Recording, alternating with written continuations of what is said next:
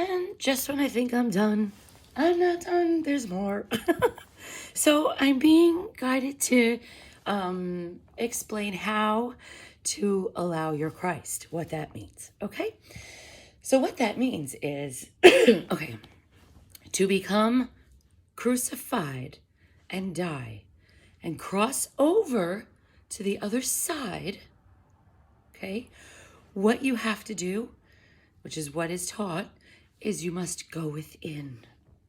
Because I will tell you now, when you go within, you will meet your Creator. It's a guarantee. Every single one of us. When you truly go within, because the only way out is through. When you truly go within, you will meet God. Because you will meet yourself. You will see yourself for who you truly are. And you will be held through the eyes of God when that happens. Trust me when I tell you. Every single person that crosses my path has this awakening.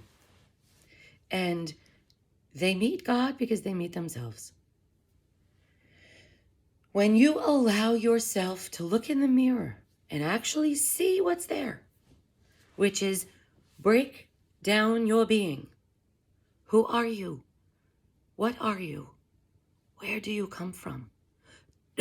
Don't get so specific with yourself, your physicalness. Okay, but if you must, there's 4 bodies you must tend to every day. Your physical body, how do you take care of it? What do you put in it?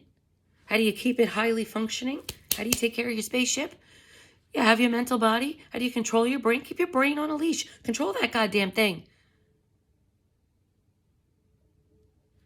How do you gain knowledge? How do you water yourself? How do you water your brain? How do you keep the brain fluid? Then your emotional space, your heart space. Do you acknowledge what you feel?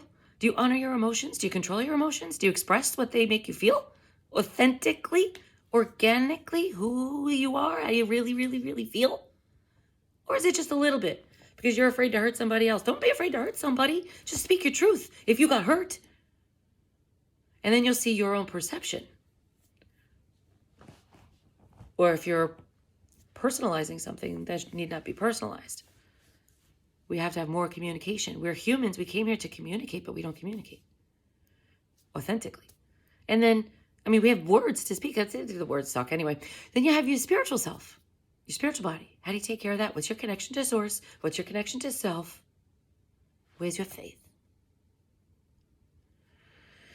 Have faith, not hope. There's a very big difference between those 2 words. Here's the difference between those 2 words. Hope is, all right, well, there's maybe a promise of this happening, that this could happen. Faith is knowing that it will.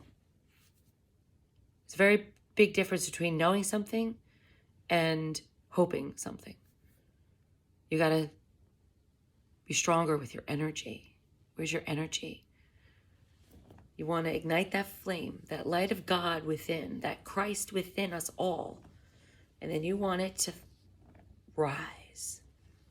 And it will eventually do this. You've got to do the work to kind of dig yourself out. And then before you know it, you're carried up. It really does happen like that. And I'm actually organically being guided to get personal and tell you about the first time I ever met Jesus. And what happened was, I understand that phrase where they say, oh, I will carry your pain or something or whatever. Or when you walk through the valley of darkness, I will be with you, that kind of stuff. It's crazy because I went through a personal situation that put me in a lot of pain that I never acknowledged. I kind of just swept it under the carpet in my mind and forgot about it. And then I had to acknowledge it. Through my awakening process, I had to acknowledge this.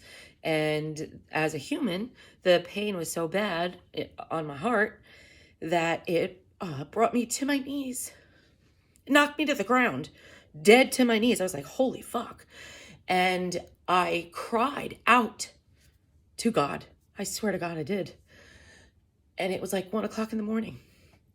And all of a sudden I heard, my child, get yourself up off the floor and put yourself in a chair.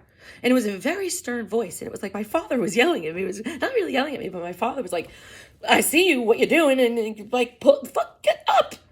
Don't you put yourself on the ground like that. You get yourself up. Put yourself in a chair. And so I got up and I put myself in a chair.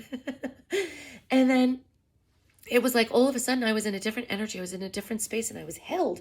And I felt, my eyes were closed and I felt like I was being cradled. And I swear, I looked up, I opened my eyes, and there was Jesus' face. And he was holding me, rocking me like a baby. I was a fucking 40-year-old woman. And I'm being energetically rocked by Jesus in my kitchen chair. Because God told me to get up off the floor. And I nearly shit myself. I was like, oh my God, what is happening? This is crazy. And it changed my life. It changed me. It changed my life. It changed everything. I mean, I had already been seeing dimensions and I knew who I was and all that kind of stuff at that time already. I know who I am my whole life. And then all of a sudden, bam! And I was like, holy cow. And then, it shifted everything. And I'm telling you, people, I was a person where at 14 years old, I told my mother, the church can go fuck itself. I still feel that way, actually. But there's a whole different dimension to all of this. And I have been shown the way. I really have. And I came here now to actually express it. And I can't be killed for it now today. So I feel comfortable doing that. I know, again, see, the things that kind of come out of my mouth blow my own mind. So, okay, so now I think I'm done. Right? I'm done. Yeah, I cried. I'm done. So have a great day. Namaste. And get out to that sunlight.